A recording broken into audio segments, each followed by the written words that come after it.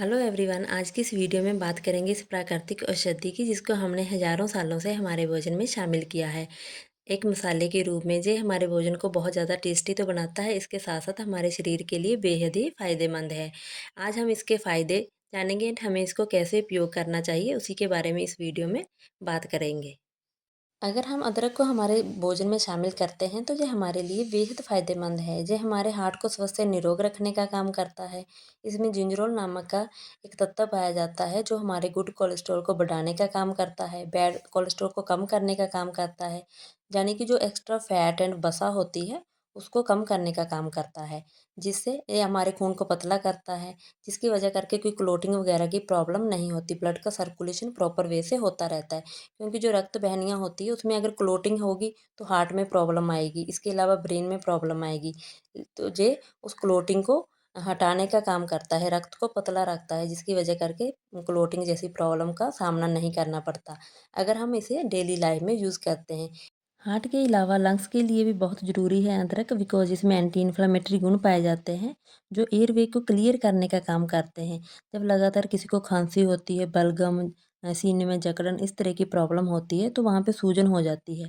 सूजन की वजह करके प्रॉपर ब्लड सर्कुलेशन नहीं होता, ना प्रॉपर ऑक्सीजन पहुँचती है, जिसकी वजह करके बहुत ज़्यादा सांस लेने में दिक्कत होती है। तो इसमें एंटी इन्फ्लेमेटरी जो गुण पाया जाता है उसकी वजह करके सूजन कम होती है। सूजन को कम करने का काम करता है, जिससे ब्रोंकाइटिस क्लियर हो जाते हैं, एयरवे क्लियर हो जाते हैं। क्लियर होने के बाद प्रॉपर ब्लड सर्कुलेशन होने लगता है, ऑक्सीजन प्रॉपर मिलने लगती है एंड सीने की जकड़न को कम करता है, बलगम को पतला करने में हेल्प करता है। अगर बलगम पतली होगी तो आसानी से बाहर निकलेगी, जिससे पेशेंट को बहुत मात्रा तक रिलीफ मिलता है। अकॉर्डिंग टू रिसर्च जो अदरक का ऑयल होता है वो हमारे बालों के लिए बेहद लाभदायक है एंड अगर हम उसका उपयोग हमारी बॉडी पे करते हैं तो ये मांसपेशियों के दर्द को बहुत हद तक कम करने में राहत प्रदान करता है।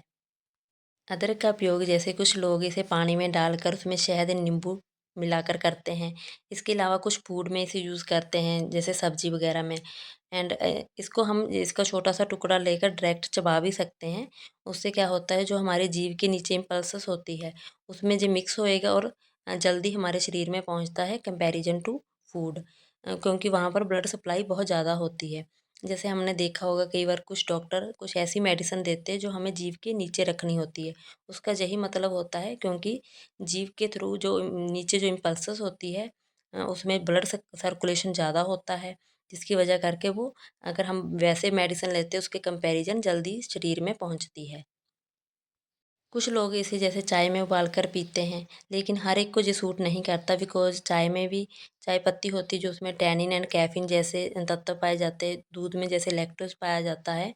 तो किसी-किसी को इन सभी के मिश्रण से एसिडिटी हो जाती है, बहुत ज़्यादा बेचैनी होने लगती है, तो इसलिए ये हर एक को ऐसे सूट नहीं करता।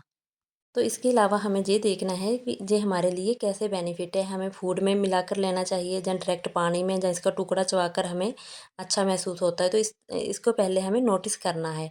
हर एक व्यक्ति में ये सब अलग होता है। तो इसके अलावा इसको हम दिन में 3-4 बार यूज़ नहीं करना। ये नहीं सोचना कि ये हमारे लिए बहुत लाभदायक है तो हम इसका यूज़ बार-बार करें, ऐसा नहीं करना। इसको बहुत थोड़ी मात्रा में यूज़ करना है, लेकिन डेली करना है। डेली करने से ये धीरे-धीरे हमारे शरीर में वर्क करना शुरू कर देता है। बेस्ट रिजल्ट मिलेगा और जिससे कई आने वाली प्रॉब्लम एंड दिक्कतों के खतरे से हम बच सकते हैं। सबसे ज़रूरी हमारे शरीर में है ब्लड सर्कुलेशन का होना, क्योंकि सभी अंगों को ब्लड की ज़रूरत है। ब्लड के थ्रू ही ऑक्सीजन हमारे शरीर के सभी अंगों तक पहुँचती है, इसलिए ब्लड सर्कुलेशन सही होना बहुत ज़रूरी है। अगर आपको किसी भी तरह की कोई हेल्थ रिलेटेड प्रॉब्लम या दिक्कत है तो डॉक्टर से अवश्य सलाह करें, बिकॉज टाइम रहते सलाह करना, कंसल्ट करना डॉक्टर से बेहद ज़रूरी है, जिससे हम जो प्रॉब्लम हो चुकी है उसका सही तरीके से ट्रीटमेंट करवा सकते हैं एंड आने वाली कई प्रॉब्लम से बच सकते हैं। एंड इसके अलावा जैसे प्रिवेंशन भी ज़रूरी है, परहेज़ रखना बहुत प्रॉब्लम्स का समाधान है। उम्मीद करती हूँ आपके लिए आज की वीडियो यूज़फुल रही होगी। मिलते हैं नेक्स्ट किसी वीडियो में, नेक्स्ट हेल्थ टॉपिक के साथ। आप सभी मुस्कुराते रहिए, स्वस्थ रहिए। Thanks for watching.